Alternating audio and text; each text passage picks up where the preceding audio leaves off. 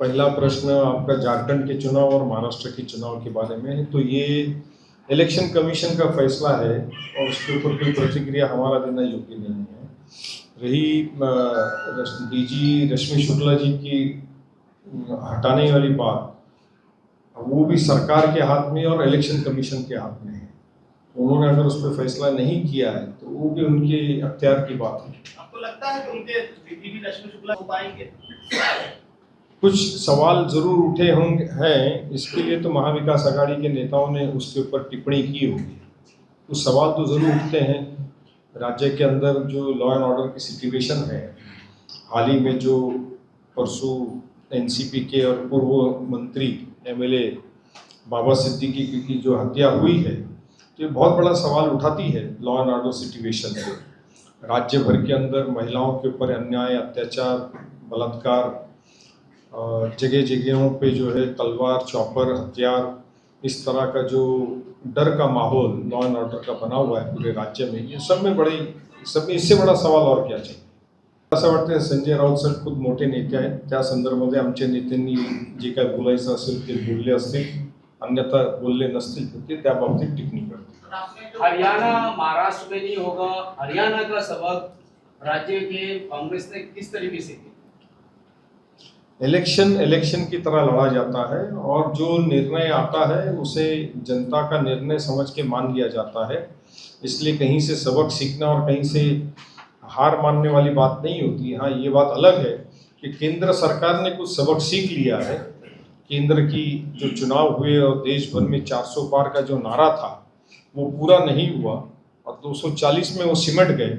उसमें से राज्य की सरकार ने यकीनन बीजेपी महायुति की सरकार ने सबक सीखा है और इसीलिए तमाम फ्री बीस की योजनाएं जनता के सामने दी जा रही है। आज चुनाव आयोग इलेक्शन डिक्लेयर हो चुका है और फ्री बीस का जो ऐलान उनको फाइनली करना था, मुंबई टोल नाके को लेकर के वो उन्होंने किया। स्थानीय जनता के हिसाब से ये बदलाव पंचनामा पढ़कर तो अच्छा लगा, लेकिन ऐसी उम्मीद हम कर सकते हैं मीरा भाईंदर के लिए कि मीरा भाईंदर की कांग्रेस यहाँ की स्थानीय राजनीति को लेकर ऐसा पंचनामा जारी करेगी? ये महाराष्ट्र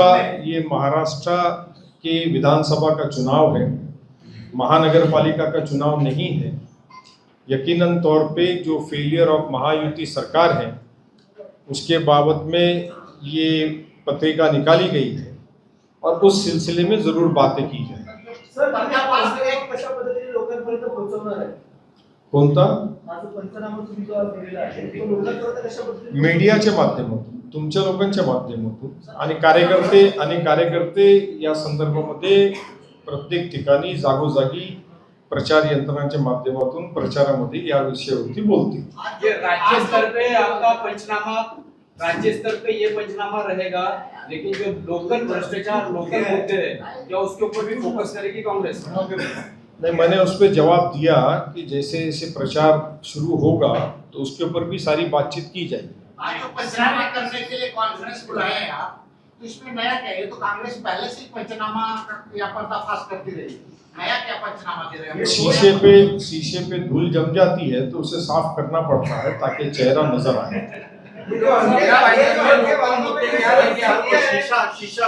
वन बाय वन अगर आप एक एक करके अगर आप एक सुनिए ना, आप हाथ ऊपर करेंगे तो मैं बोल देता हूँ ना फिर। हाँ, नांगणे साहेब सांगा।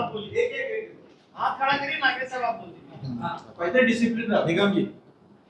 आता एक सेकंड, कसं आहे, आता आपल्याला महिना दीड महिना कंटिन्यू चालणार आहे, डिसिप्लिन आवश्यक आहे। मग आम्ही एवढं डिसिप्लिन मध्ये बसलो समोर तर आम्ही अपेक्षा करतो, एक्सपेक्ट करतो। म्हणूनच एक लाईन हा, तर आता यापुढे आपण असं ठरवूया, जसं आपण हात वर केलं तर नांगणे साहेब आमचे जे आहेत ते अपॉइंट केले जातात। तुम्ही सांगा ना नांगणे। एक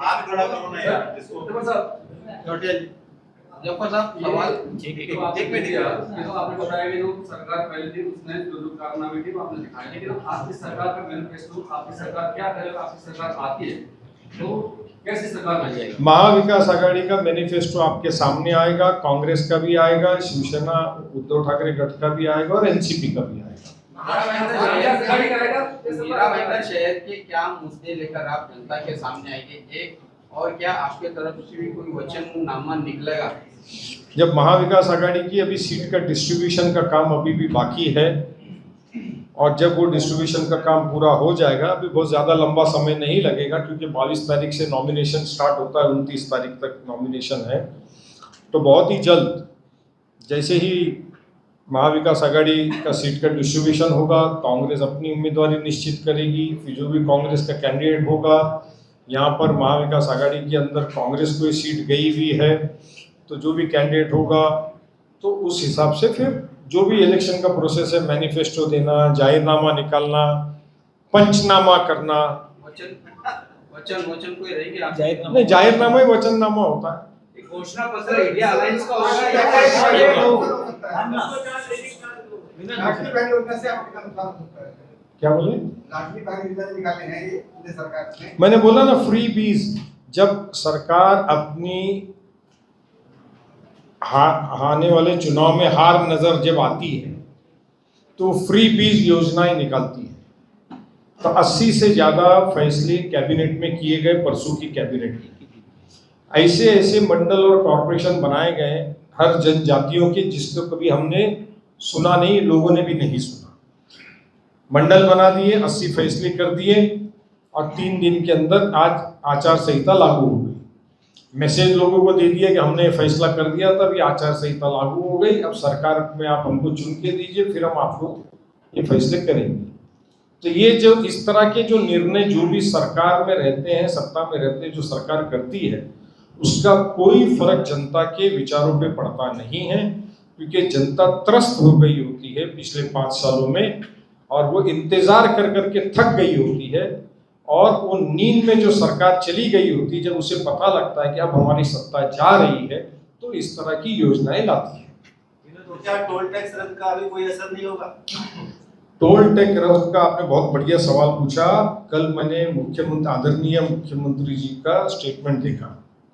उसमें उन्होंने क्या कहा कि बहुत सालों से ये समस्या थी, वो इसी जिले के हैं, इसी जिले से वो आमदार रहे, इसी जिले से 5 साल वो MSRDC और अर्बन डेवलपमेंट मिनिस्टर के मिनिस्टर रहे, इसी जिले से वो मुख्यमंत्री बने हुए हैं। कल उन्होंने खुद ने कहा कि मैं भी कोर्ट में गया था। तो जब आप मुख्यमंत्री बन गए थे तो जो फैसला आपने कल किया वो 5 साल पहले कर सकते थे, 10 साल पहले कर सकते थे। आज मीडिया में जो रिपोर्ट आई, कैलकुलेशन आया है कि दिन का इन 5 टोल में से 1,26,00,000 रुपए जमा होते हैं। सालाना 475 करोड़ के आसपास कुछ होता है। 10 साल में 5,000 करोड़। लाइट मोटर व्हीकल, हाँ, हैवी मोटर व्हीकल नहीं, लाइट मोटर व्हीकल। तो खाली 5 साल का आप गिनो तो 500 करोड़ रुपया हुआ। कितना हुआ? नहीं, 2,500 करोड़ रुपया हुआ। और कितना नेचुरल लॉस हुआ पावर एंड फ्यूल में, उसका हिसाब कीजिए आप। कितना कार्बन एमिशन हुआ, एनवायरनमेंट का नुकसान हुआ, लोगों को परेशानी हुई, लोग बीमार पड़े, कई लोगों ने अपना दम तोड़ा, अपनी जान गंवाई, समय नष्ट हुआ, लोगों का शरीर खराब हुआ। जब सरकार जाने का वक्त आया, जब आपको दिख रहा है कि पूरे महाराष्ट्र में इस बात को लेके बहुत ज़बरदस्त नाराज़गी है और MMR रीजन, मुंबई, अलीबाग, पेन, पनवेल, पालघर, यहाँ पे जो हमारी सीटें हैं 18 और 6 24 और 7 31 सीटों के ऊपर इसका भारी भरकम नुकसान होने जा रहा है। तब जाके आपकी आंख खुली। तो सवाल इधर ये उठता है, सरकार ने फैसला किया, लोगों को राहत मिली, इसका मैं स्वागत करता हूँ कि लोगों को राहत मिली, भले कल से मिली। आज इलेक्शन डिक्लेयर हुआ, ये सरकार ने कहीं नहीं लिखा कि ये कब तक नहीं लगेगा टोल। ये सवाल प्रश्न चिन्ह बना हुआ है कि ये टोल कब तक नहीं लगेगा, इसके ऊपर कोई खुलासा नहीं है। एक जो इंफॉर्मेशन मेरे पास है, मैं उसको रिकन्फर्म कर रहा हूं कि जो कंपनी है,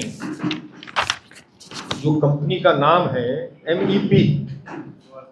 MEP इंफ्रास्ट्रक्चर डेवलपर्स लिमिटेड, इसके पास ही टेंडर MSRDC इनको फंड कलेक्शन का, टोल कलेक्शन का था।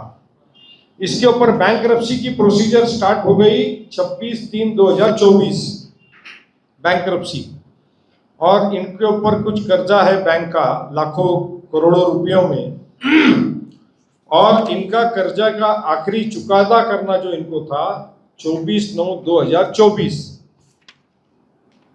गवर्नमेंट ने इसको 800 करोड़ रुपए दिया। कभी दिया?